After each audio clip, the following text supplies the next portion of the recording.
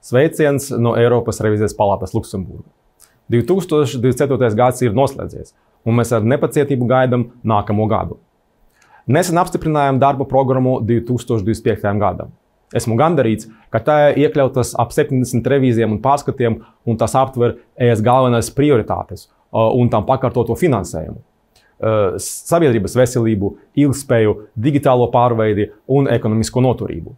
Daži no nozīmīgākajiem ziņojumiem mūsu plānā ir par mikroshēmu nozari, pensiju ilgspējību, digitālajiem maksājumiem, vides pasākumiem, piemēram, enerģētikas nozares transformācija, mežu apsaimniekošana un jūras aizsardzība. Mana vadība šobrīd strādājam pie 4 dažādām interesantām revīzijām par tematiem, kas aktuāli arī Latvijai. REPowerEU – vairāku miljārdu programma, kas veicina enerģētisko neatkarību pēc pandēmijas un pēc kara.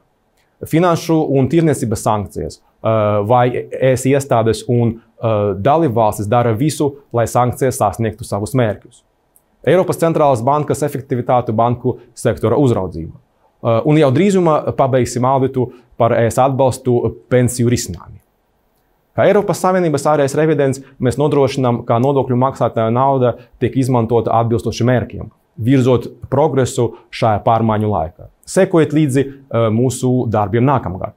Noslēdzot šo gadu, es novēlu jums visiem priecīgus svētkus, lai šis laiks jums nes mieru, prieku un tiekamies 2025. gadā.